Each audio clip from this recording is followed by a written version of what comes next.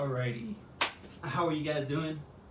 It's your man, it's Zombie Man, coming at you with a how to play guide, and we're gonna cover Wattson today. And let's hop right into it. So, backpack. We're gonna go over this really quickly. I made the backpack inventory guide. That's a fantastic guide, but there's gonna be a couple things different that we're gonna be carrying on Wattson. Obviously, we want our ultimate excellence right here. Well, let's just go over the whole thing backwards first. Phoenix Kit or Arc Star, right? Either or. 1 stack of big batteries, 1 stack of small cells, 1 stack of syringes, 1 stack of med kits, 2 stacks, well, 2 ultimate accelerants, at least 2 stacks of Peacekeeper ammo, right? If your team lands on 2 Peacekeepers, out of your LZ, if you're going to have 2 Peacekeepers or even 3 Peacekeepers, I would highly recommend, as Wattson, as the support of the team, right, to carry that extra stack of Peacekeeper ammo, just because you're definitely gonna be running through that quickly, and you definitely do not want to be running out of Peacekeeper ammo and be having to drop one of those guns on any of your players. So definitely recommend carrying at least 2 stacks of Peacekeeper ammo, maybe even 3. But yes. Alright, now that the backpack's out of the way, let's hop right into priorities. What are we going to prioritize? We're going to prioritize team zone comms. We'll go over that a little bit right here in this diagram. But also, team zone comms, you want to keep it clear, you want to keep it simple, and you want to keep comms relatively, I don't know the right word, besides just not gunked up. So you don't want to be rotating into somewhere and then everyone's saying, oh, we're getting shot from every single direction. That's a bad team zone. That's bad team zone comms. You want to have what's it called? Tabs on your blind spot. Right? If you have tabs on your blind spots as your support, as your Wattson, before you get set up or anything, your team zone comms will stay very clear. Sacrificing plays. What do I mean by sacrificing plays? Well, these 2 weapons, L-Star, Peacekeeper, these are going to be your sacrificing play weapons. As in, if one of your teammates is going to go down and you have a choice to save them or make that sacrificing play to either kill the enemy team or buy your teammate enough time to heal and get ready. Personally, I would take that just because Wattson is kind of useless late game, mid game by herself. If you run into a ratting situation, Wattson is not the best rat. She's not very good. But yes, abuse. What do we want to abuse? We're going to abuse small cells. What do I mean by small cells? I mean that by using her ultimate a lot. So we're going to drop her ultimate, and we could pretty much use we could heal 75 HP pretty quickly using 1 cell, or we could just use it full using her ultimate. But yes, small cells. Small cells are very good on Wattson. Wingman. If you're not very good on the wingman, this is a fantastic time to practice. It's really hard to get into those situations to where it's you get that in-game practice on weapons. Wattson will be fantastic because you're going to be low on ammo, and the wingman, it just fits really well with her. You'll sit in a building, you'll Wattson up in a building, and just poke away.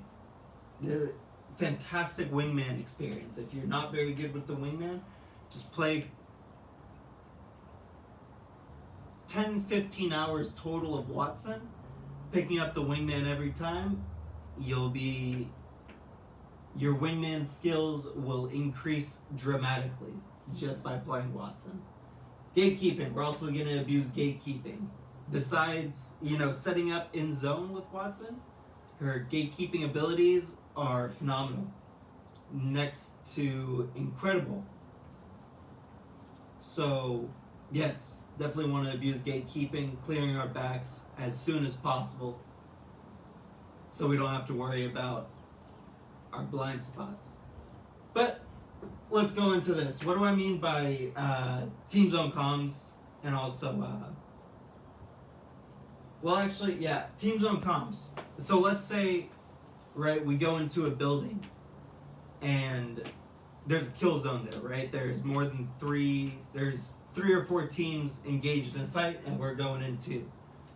You want to have a designated team zone so that your team knows where to fall back to. And even if a third party comes in, a third or fourth party comes in, if you put down your ultimate and a few fences, that is a possible team zone for the enemy team, which is, well, for an enemy team already engaged in the kill zone. And think of it this way, if you're split up, that could be a possible team zone for the enemy, and they're going to give you covering fire, right? If you put it on the bottom floor, I don't recommend that, but that's also your best bet at enemies just sitting there. I would recommend, like, you're engaging in a team fight, as Wattson, just give the call out, second floor team zone. Go to second floor, clear it immediately, and set up. Do a quick setup with your ultimate. No reason not to drop your ultimate there. And have that as your team zone. It's your fallback point. So it's very good to have a pre-designated team zone before you enter a kill zone. That's going to be pretty good. But also what I mean by team zone comms is you don't want to be talking about what direction you're going, right? You're definitely going to be getting shot in the back.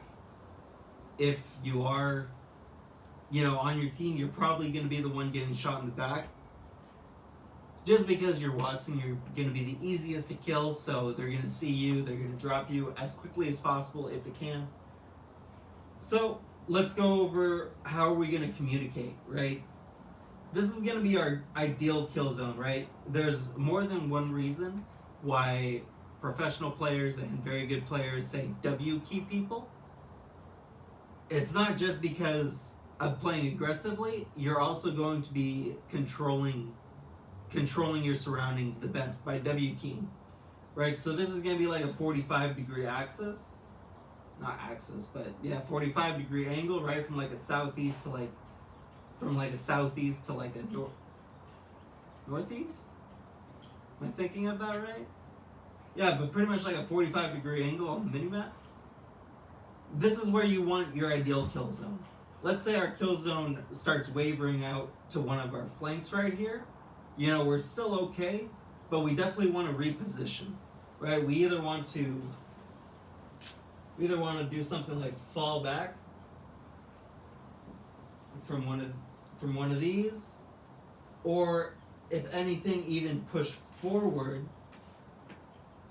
further into kill zone if we can find cover, and if if the situation calls for it. Pushing into kill zone, what is that going to do? It's going to be providing covering fire on our blind spots. But at the same time, if we're taking fire from our blind spots, what do we want to do? Well, that's when we definitely want to establish a kill zone. Or not kill zone, a team zone. Right? We're either going to fall back left or right, completely disengaging our original kill zone, or we're going to go to one of our repositioning routes, keeping our original kill zone at bay and heading somewhere off to the sides. And really all this is doing, your repositional angles, is it's keeping your kill zones at a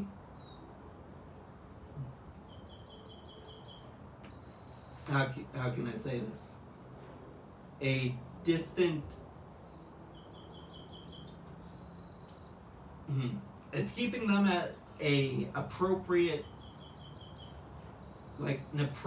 distance to where one single team is not going to just be able to, W key you with R99s and Peacekeepers, and you're just gonna die instantly, right? That's what we want to try to avoid when we're talking about Team Zone, is just getting W keyed by R99s and Peacekeepers. Very strong weapons in your what's it called? In your kill zone. Very strong weapons when you're breaching kill zone. But quick video. Personally, I'm not that good of a Wattson player, but at the same time, she's pretty straightforward. You know, in ranked, she's decent. In a synergy, in a 3-stack or whatever, or she's fantastic. But yeah, trying to think if there's anything else I could point out, but not really. I don't think so. You know, you can also take this diagram right here, and you can pretty much apply it to any, what's it called? Any of the legends. But yeah, Wattson is what's it called? Fantastic as a support, the best support in the game, I'd have to say. But yeah, it's your man, it's Zombie Man, out.